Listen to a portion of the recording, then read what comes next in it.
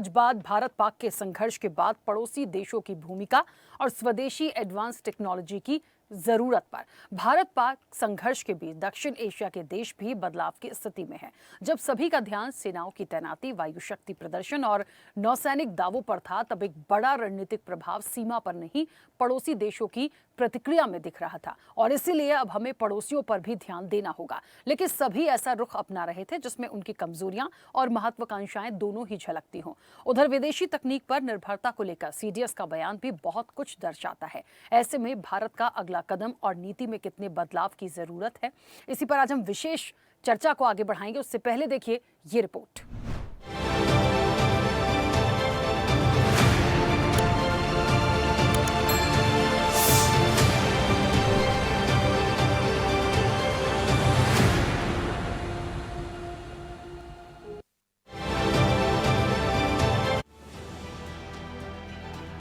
भारत ने अपने पड़ोसियों की तुलना में बड़ी ताकतों और भू राजनीतिक मैदान के बड़े खिलाड़ियों को अधिक महत्व दिया है।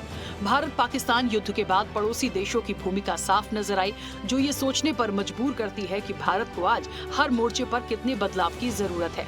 ऐसा इसलिए भी है क्योंकि श्रीलंका से बांग्लादेश तक और नेपाल से मालदीव तक भारत पाक संघर्ष के प्रभाव अलग अलग रहे हैं। इनमें से कोई भी देश संघर्ष में सीधा भागीदार नहीं था। वजह भी कुछ इस तरह की सामने आई। भारत और चीन के बीच संतुलन बनाने का लंबा अनुभव रखने वाला श्रीलंका भारत पाक टकराव को लेकर सार्वजनिक बयानबाजी से बचता दिखा। हालांकि पर्दे के पीछे उसे समुद्री जंग को लेकर चिंता थी। भारतीय युद्धपोतों की दक्षिणी हिंद महासागर में सक्रियता के चलते वो खुद की रणनीतिक स्थिति का फिर से आकलन कर रहा था। वो हम्बनटोटा और कोलंबो बंदरगाहों में चीनी निवेश को नहीं गंवाना चाहता। वहीं भारत के सुरक्षा कवच में भी बने रहना चाहता है। श्रीलंका भूल नहीं सकता कि जब उसकी आर्थिक स्थिति बहुत बुरी थी तो भारत ने उसे $4 अरब की सहायता दी थी। इसी तरह नेपाल कूटनीतिक रास्ते पर चलना जारी रखे हुए है। भारत के साथ 2020 के सीमा विवाद की यादें अभी ताजा हैं। भारतीय सैन्य ताकत की मजबूती को लेकर नेपाल की जनता सावधान है। हालांकि दोनों देशों के बीच सैन्य और खुफिया जानकारियों को लेकर सहयोग चुपचाप जारी है। नेपाल की उत्तरी सीमा पर चीन की मौजूदगी बढ़ रही है। इस क्षेत्र में भारत विरोधी तत्व आने जाने के रास्ते तलाश रहे हैं। भूटान एक अपवाद है। वो भारत का सबसे विश्वसनीय क्षेत्रीय साझेदार बना हुआ है। खासतौर पर पूर्वी हिमालय क्षेत्र में वो भारतीय सेनाओं के साथ समन्वय बढ़ा रहा है।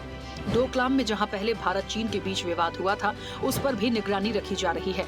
भूटान का रुख इस समझ पर आधारित है कि उसकी सुरक्षा भारत से जुड़ी है। उधर बांग्लादेश का मामला इन सब से जटिल है। आर्थिक रूप से भारत से जुड़े बांग्लादेश ने चुप्पी साध रखी है। बांग्लादेश में स्थितियां राजनीतिक रूप से संवेदनशील हैं।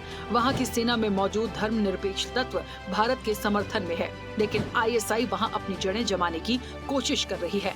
इधर मालदीव ने कुछ समय के लिए चीन समर्थक रुख अपनाने के बाद अब भारत के साथ घनिष्ठ संबंधों को पुनर्जीवित किया है। हिंद महासागर क्षेत्र, विशेष रूप से मालदीव और मॉरिशस के आसपास भारतीय समुद्री गतिविधियों में उल्लेखनीय वृद्धि देखी गई है। म्यांमार आंतरिक उथल-पुथल के दौर से गुजर रहा है, लेकिन वो भारत की रणनीति का महत्वपूर्ण हिस्सा है। भारत का पूर्वोत्तर जो विद्रोही गतिविधियों के प्रति संवेदनशील है, म्यांमार से लंबी सीमा साझा करता है। भारत म्यांमार सीमा पर सैनिकों की आवाजाही और हवाई निगरानी कथित तौर पर बढ़ गई है। माना जा रहा है कि पाकिस्तान इस अस्थिर गलियारे के जरिए छद्म तत्वों को सक्रिय कर सकता है। हमारे किसी भी पड़ोसी मुल्क ने खुले तौर पर किसी पक्ष के साथ गठबंधन नहीं किया, फिर भी वे अपनी स्थिति का पुनर्मूल्यांकन कर रहे हैं। उपमहाद्वीप के छोटे देश अब क्षेत्रीय संकटों में निष्क्रिय दर्शक नहीं बने रह सकते, लेकिन विदेश नीति और कूटनीति दोनों अपने अपने समय पर काम करती है। ऐसे में कब क्या बदलाव हो जाए कुछ कहा नहीं जा सकता, और इन सब के लिए भारत को हर मोर्चे पर तैयार रहना होगा। पड़ोसी देशों पर कड़ी निगरानी के साथ साथ विदेशी टेक्नोलॉजी पर निर्भरता हमें कमजोर बना रही है, जिसके लिए ठोस कदम उठाए जाने की जरूरत है।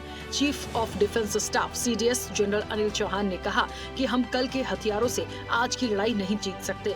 उन्होंने कहा, विदेश से इंपोर्ट की गई टेक्नोलॉजी पर निर्भरता हमारी युद्ध तैयारियां कमजोर करती है।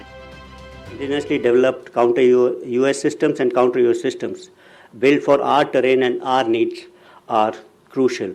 We cannot rely on imported niche technology that are crucial for our offensive and defensive missions. We must invent and build and safeguard ourselves.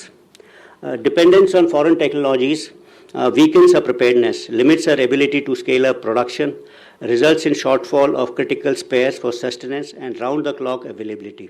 Another important aspect of this capability is that foreign weapons and sensors, their capabilities are known to all, and adversaries can predict our tactics and doctrinal concepts based on the capabilities of this particular system. So you may have today on very modern aircrafts, air-to-air missiles, so say ranges are known to us, so are they known to the adversaries also? And the moment if they are imported, then obviously the adversary can keep out of those ranges and develop tactics accordingly. So this becomes a severe limitation. But if you are developing systems which you own, their capabilities are not known to the enemy, and that may add an element of surprise when actually you are face to face in the initial encounters at least. So when we design, make, and innovate at home, we secure our secrets, cut costs, retain the initiative to scale up production, and maintain round-the-clock readiness. Our Honorable Raksha Mantri has rightly said that Atmanirbharta is not a choice, it's part of a duty. Operation Sindoor ने ये साफ कर दिया कि भारत को अपनी स्वदेशी anti drone system पर ज्यादा ध्यान देना होगा। पाकिस्तान ने इस ऑपरेशन के दौरान अनआर्म्ड ड्रोन्स का इस्तेमाल किया, लेकिन भारतीय रक्षा प्रणाली ने ज्यादातर ड्रोन मार गिराए और किसी भी सैन्य या नागरिक ढांचे को कोई क्षति नहीं होने दी। लेकिन हमें अपनी रक्षा जरूरतों के लिए आत्मनिर्भर होना होगा। विदेशी तकनीकों पर अत्यधिक निर्भरता हमारी उत्पादन क्षमता को घटाती है और जरूरी पुर्जों की कमी का कारण बनती है, जो युद्ध के समय बेहद नुकसानदायक साबित हो सकता है। ऐसे में सीडीएस का बयान दूसरे देशों और टेक्नोलॉजी पर निर्भरता को छोड़कर भारत को अपनी मैन्युफैक्चरिंग पर ज्यादा ध्यान देना होगा। आंकड़े बताते हैं कि दुनिया में भारत तेजी से बड़ी ताकत बनकर उभर रहा है।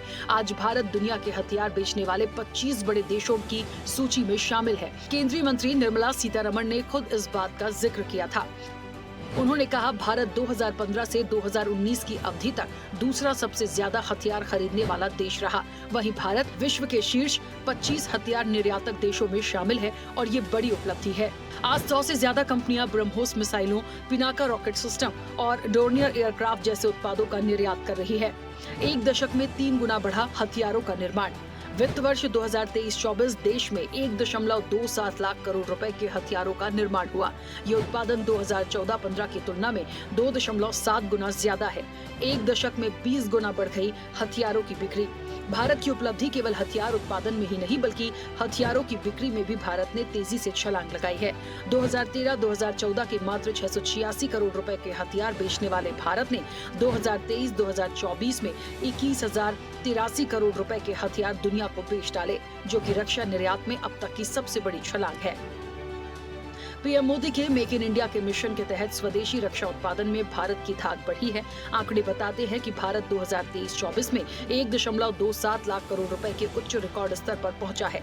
बंदरगाहों की क्षमता में भी दुगनी बढ़ोतरी हुई है। इतना ही नहीं, केंद्र सरकार 2029 तक रक्षा निर्यात को 50,000 करोड़ रुपए तक बढ़ाने के लक्ष्य पर काम कर रही है। दुनिया के 9 परमाणु सशस्त्र देश अमेरिका, रूस, ब्रिटेन, फ्रांस, चीन, भारत, पाकिस्तान, उत्तर कोरिया और इजराइल 2024 में अपने परमाणु हथियारों को और उन्नत करने में जुटे रहे। इन देशों ने पुराने हथियारों को अपग्रेड किया और नए अधिक शक्तिशाली हथियारों को अपनी सेनाओं में शामिल किया। ये स्थिति वैश्विक सुरक्षा के लिए एक बड़ा खतरा बन रही है। चीन के पास अब कम से कम 600 परमाणु हथियार हैं। 2023 से हर साल चीन अपने हथियारों में 100 की वृद्धि कर रहा है। जनवरी 2025 तक चीन ने 350 नई इंटरकॉन्टिनेंटल बैलिस्टिक मिसाइल साइलो बनाए या लगभग पूरे कर लिए। अगर चीन इसी गति से आगे बढ़ा तो दशक के अंत तक उसके पास रूस या अमेरिका जितनी ICBM हो सकती हैं। हालांकि 2035 तक भी अगर चीन के पास 1500 हथियार हो गए तो ये रूस और अमेरिका के भंडार का केवल 1/3 होगा। ऐसे में आंकड़े भले ही भारत को मजबूत दिखाते हों, लेकिन हमें दूसरों पर निर्भरता को छोड़कर खुद के उत्पादन में तेजी लानी होगी, ताकि आने वाले समय में कोई देश साथ दे या ना दे, हम अपनी लड़ाई लड़ने में सक्षम रहें। चैनल हेड RP श्रीवास्तव के साथ एग्जीक्यूटिव एडिटर राखी वर्मा की रिपोर्ट।